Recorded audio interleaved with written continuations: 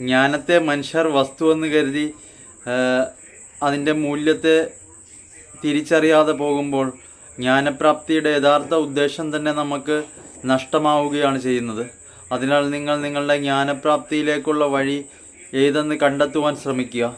യഥാർത്ഥ ജ്ഞാനത്തെ പ്രാപ്തമാക്കണമെങ്കിൽ നമ്മുടെ ഏകാഗ്രതയും മനസ്സിൻ്റെ ശാന്തമായ അന്തരീക്ഷത്തിൽ നിൽക്കുവാൻ ഉള്ള സ്ഥിരതയും ആവശ്യമാണ്.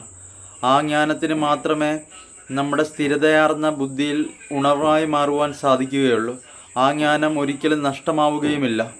നിങ്ങൾ ഗ്രഹിക്കുന്ന ജ്ഞാനത്തിൻ്റെ അറിവ് മറ്റു വ്യക്തികൾക്ക് പകർന്നു കൊടുക്കുമ്പോൾ നിങ്ങളുടെ അറിവാർന്ന ജ്ഞാനം വർദ്ധിച്ചുകൊണ്ടേയിരിക്കുന്നതാണ്.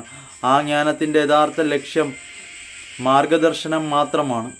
ആ മാർഗദർശനത്തിനായി നിങ്ങൾ ഗ്രഹിക്കുന്ന ജ്ഞാനത്തെ നിങ്ങൾക്ക് തന്നെ തിരിച്ചറിയുവാനും വേണ്ടുന്ന സമയത്ത് ഉപയോഗിക്കുവാനും സാധ്യമാകുന്നതാണ്. അതിനാൽ നിങ്ങൾ നിങ്ങളുടെ ജ്ഞാനപ്രാപ്തിയിൽ വിശ്വസിക്കുക. നിങ്ങൾ ഗ്രഹിക്കുന്ന കാര്യങ്ങളെ മനസ്സിലാക്കുവാനും സ്ഥിരതയാർന്ന ബുദ്ധിയോടെ എല്ലാ കാര്യങ്ങളെയും ഗ്രഹിക്കുവാനും പഠിക്കുവാനും മനസ്സ് കാണിക്കുവാൻ ശ്രമിക്കുക.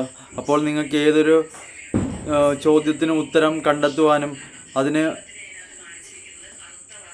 കാരണമാകുന്ന അറിവിനെ നിങ്ങൾക്ക് ഗ്രഹിക്കുവാനും സാധ്യമാകുന്നതാണ്.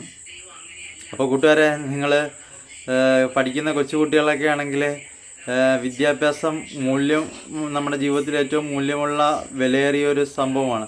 അതിനെ നിങ്ങൾ ഗ്രഹിക്കുവാനും വേണ്ടുന്ന സമയത്ത് അതിനുള്ള ഉത്തരങ്ങൾ കണ്ടെത്തി പറഞ്ഞു കൊടുക്കുവാനും നിങ്ങൾക്ക് കഴിയാനുള്ള ബുദ്ധിയും പ്രാപ്തിയും നിങ്ങൾക്ക് നേടിയെടുക്കുവാൻ വേണ്ടി നിങ്ങൾ പരിശ്രമിച്ചുകൊണ്ടേയിരിക്കുക.